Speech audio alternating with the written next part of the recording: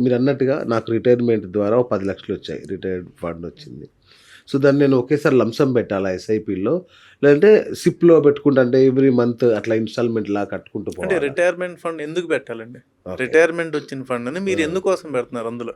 Profits అంటే రావాలి అని. రిటైర్మెంట్ తర్వాత రిటైర్మెంట్ వచ్చినాక మీకు ఎనీ అదర్ ఇన్‌కమ్ సోర్స్ ఉందా? ఇక్కడ లేదు. చాలా పారామీటర్స్ ఉంటాయి కరెక్ట్. కదండీ! కరెక్ట్. కరెక్ట్. అవును. రిటైర్మెంట్‌కి నాకు సొంత ఇల్లు ఉంది. రిటైర్మెంట్ కూడా నాకు సొంత ఇల్లు లేదు. హ్మ్. హ్మ్. ఓకే. రిటైర్మెంట్‌కి నాకు పెన్షన్ వస్తుంది. హ్మ్. ఒకవేళ అప్పుడు రైట్. Recruit correct. అయినోళ్ళైతే. లేదు రిటైర్మెంట్ తర్వాత నాకు ఒక హౌసు దానికి ఒక అద్దులు వస్తున్నాయి నాకు. హ్మ్. ఈ రిటైర్మెంట్ డబ్బులు నాకు అవసరము. లేదు ఈ రిటైర్మెంట్ డబ్బులు నేను ఒక 5 ఏళ్ళు నాకు అవసరం లేదు. హ్మ్. ఇలా చాలా పారామీటర్స్ ఉంటాయి కదండీ! కరెక్ట్. దీన్ని బట్టి మనం పెట్టాలండి. అంతేగాని మ్యూచువల్ ఫండ్స్ బ్లైండ్‌గా వచ్చేసి అచ్చా! 10,00,000 పెట్టాల్సిన అవసరం కదా అని లేదంటున్నా. ఆ! ఆ! అది. దాని బదులు ఎఫ్‌డి చేసుకోవడమో ఇట్లాంటివి అంటే చేసుకోవడం. మనం దేనికోసం పెడుతున్నాం? మనం ఈ కరెక్ట్. ఫండ్ నాకు 5 ఏళ్ళు నా ఇన్‌ఫ్లేషన్ బీట్ చేసి రైట్. నాకు కార్పస్ రైట్. ఇప్పుడు కావాలి. చెప్పండి. నాకొక రిటైర్ అయిన పర్సన్ దగ్గర 10,00,000 ఉన్నాయి. అతను ఏ ఉద్దేశ్యంతో ఎస్ఐపిలోకి రావాలి? అంటే ఏ ఆలోచన ఉంటే రావాలి? అదే అండి. ఇప్పుడు అతనికి దాని మీద ఎస్ఐపి పెడితే ఎవ్రీ మంత్ ఇన్‌కమ్ రాదు కదండీ! ఓకే.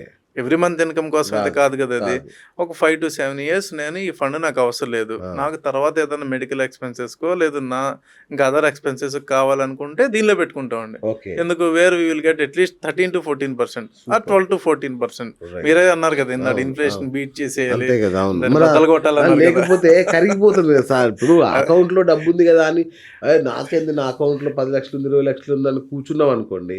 వన్ ఫైన్ మార్నింగ్ హ్మ్. ఇప్పుడు రూ. 50 వచ్చింది రేపు రూ. 100 డెఫినిట్‌గా అయిందనుకోండి. అండి. నా 20,00,000 10,00,000 అయిపోయినట్టే కదా అంతే. ఆటోమేటిక్‌గా. అంతే అండి. సో, అట్లా. సో, అదే అండి. ఇవన్నీ దృష్టిలో పెట్టుకొని పెట్టాలండి. ఇది ఓకే. ఇన్‌కమ్ కాదు కదండీ. అవును. ఇన్వెస్ట్‌మెంట్. కరెక్ట్. ఇన్వెస్ట్‌మెంట్ అంటే ఒక 5-7 ఇయర్స్ పడతది. లేకపోతే సో, ఆగాలి. అప్పటికి నాకు ఈ అమౌంట్ నేను ఉంచగలను, సో, ఆపగలను అనుకుంటే అప్పటిదాకా ఆగితే మీరు గ్యారంటీ‌గా డబ్బులిస్తారా? ఎంతిస్తారు? నేను కాదండి. మీరంటే మీరు పెట్టే మార్కెట్ ఫండ్స్ ద్వారా మార్కెట్ రిటర్న్ అనేది జనరల్‌గానండి. ఇక్కడ హ్మ్. 2 కేసెస్ అండి. మార్కెట్ అసలు నిఫ్టీ రిటర్న్ ఎంత ఇచ్చింది? అంటే నిఫ్టీయే హ్మ్. కదా! ఇప్పుడు మెయిన్ మనకి స్టాక్స్ అంటే నిఫ్టీ రిటర్న్ మనం హిస్టారికల్‌గా 30 ఇయర్స్ నుంచి చూసినా కూడానండి అవును. ఓ 13% ఇచ్చింది. అవును. సో, మనం యావరేజ్. యావరేజ్ మీద అవును. రైట్ 13.5% మనం కూడా ఫండ్స్ జనరల్‌గా మన మైండ్ సెట్ కూడా పెట్టేటప్పుడు 13% అనుకుని పెట్టాలండి. పెట్టాలి. లేదా ఫండ్స్ పెర్ఫార్మెన్స్ బాగుంది. ఫండ్ మేనేజర్ యాక్టివ్‌గా ఉన్నాడు. అది 16, 15 కూడా వెళ్ళొచ్చండి. హ్మ్. ఏంటి లేదు మార్కెట్సే బాగున్నాయి. ఓ 16-17% దాకా కూడా మనకి అది వెళ్ళొచ్చు. కానీ సూపర్. ఐడియల్‌గా మనకి మార్కెట్ ఇచ్చే రిటర్న్ 13% అండి. 13.5%. సో, ఫైనల్‌గా ఇప్పుడు ఇదంతా చూసిన తర్వాత మా ప్రేక్షకులు ఆవేశంతో ఊగిపోతారు. ఎస్ఐపిలో పెట్టాలి అని. సో, వాళ్ళు పెట్టాలన్న ఆవేశంతో మీకు ఫోన్ చేస్తారిప్పుడు. చేస్తే రాబోయే 20 ఏళ్లలో వాళ్ళ లైఫ్‌ని మీరు ఎలా మార్చబోతారు? 20 ఏళ్ళ లైఫ్ మారదు గానండి. ఒక సెక్యూర్డ్ అమౌంట్ అనేది మనం కార్పస్ క్రియేట్ చేసుకోగలం. ఓకే. రైట్. 20 ఏళ్ళ తర్వాత మనకి అది ఉద్యోగమైనా ఏదైనా ఒక పీక్ పాయింట్‌కొస్తది. తర్వాత మనకు డబ్బులు కావాలి కాబట్టి ఒక లంప్ సమ్ క్రియేట్ అవుతదండి. ఓకే. రైట్? కోటీశ్వరులను చేస్తారు మీరు. నేను 20 చేయనండి, ఏళ్లలో. మార్కెట్ చేస్తది. Market I mean okay. మీ ద్వారా.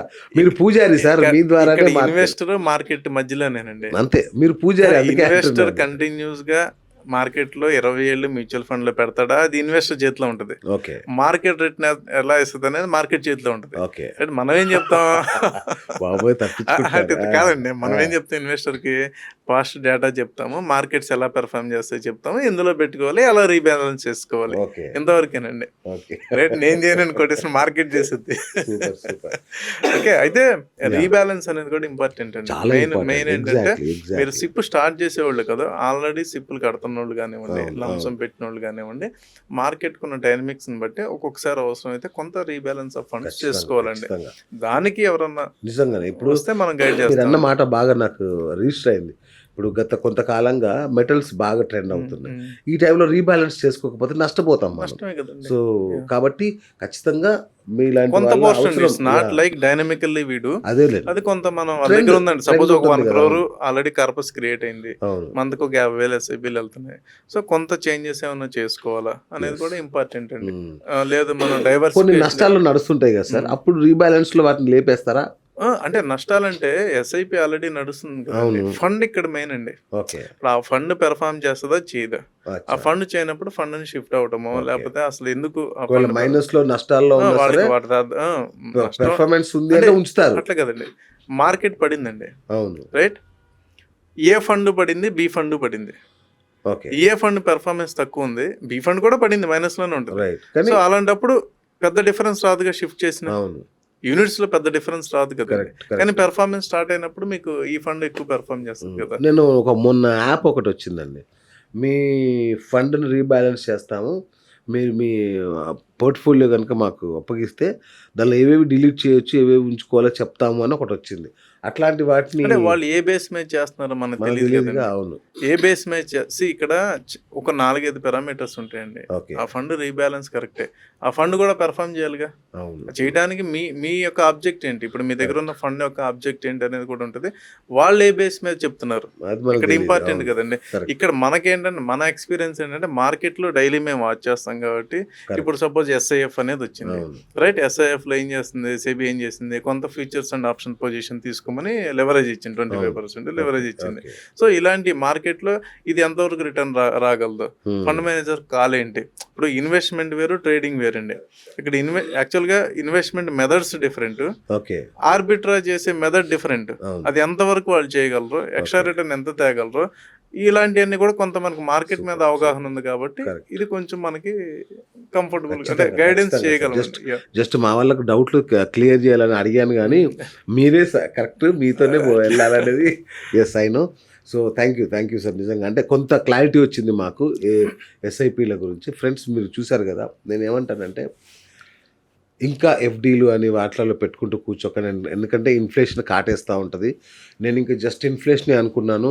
దాంట్లో రకరకాల ఇన్ఫ్లేషన్, మెడికల్ ఇన్ఫ్లేషన్ అని ఇట్లా రకరకాలు చెప్తున్నారు సారు. కాబట్టి ఇంకా జాగ్రత్తగా ఉండాల్సిన అవసరం ఉంది. అయితే ఇంకొకటి, దీంట్లో ఈ యాప్ల గోల ఎక్కువైపోయింది కాబట్టి దయచేసి వాటిని నమ్ముకోకండి. యాప్లు గుడ్డిగా వాటిని నమ్మేసి మనం పెట్టేసి నష్టపోవడం కంటే కూడా ఇలాంటి వాళ్ళ చేతుల్లోకి మన పోర్ట్ఫోలియో కనుక పెడితే ఖచ్చితంగా రీబ్యాలెన్సింగ్ అవుతుంది. దాన్ని ఒక పద్ధతికి తీసుకొస్తారు. ఈ కన్సల్టెన్సీ ఎప్పుడు ఏవి ర్యాలీ అవుతున్నాయి, ఎప్పుడు ఎట్లా ట్రెండింగ్లో ఉన్నాయని చూసుకుంటూ వాళ్ళు జాగ్రత్తగా మనకి సలహాలు ఇస్తారు. కాబట్టి సో గణేష్ గారితో ట్రావెల్ చేయడం అనేది సేఫెస్ట్ వే నన్ను అడిగితే. ఎందుకంటే గణేష్ గారితో సేఫెస్ట్ అని నేను ఎందుకు ఇంత ధైర్యంగా మీకు చెప్తున్నానంటే, నేను ఒకసారి అడిగాను, సార్ నాకు ఒక 10% అట్లా ఇస్తారా అంటే, సారీ అండి అన్నాడు. సరే 8% ఇస్తారా అని అడిగాను. అస్సలు కుదరదండి. అదేంటి సార్ మా ఫ్రెండు 7%, 8% ఇస్తున్నారు అంటే, అయితే అక్కడికే వెళ్ళండి అన్నాడు. మీరెందుకు ఇవ్వరు అంటే, మీరు ఎంత ఇస్తారు పోనీయండి అని అడిగాను. 2% కూడా నేను మీకు ప్రామిస్ చేయనండి అన్నాడు.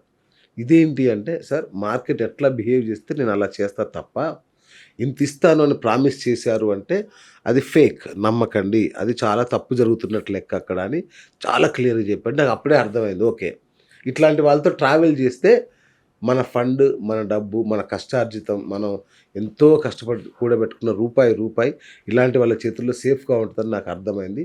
సో ఇమీడియట్గా కాల్ చేసి గణేష్ గారితో కనెక్ట్ అవ్వండి. మీ పోర్ట్ఫోలియోని డైనమిక్గా అద్భుతంగా మార్చేసుకోండి. మీ లైఫ్ చేంజ్ అయిపోతుంది. ఇది నాది హామీ.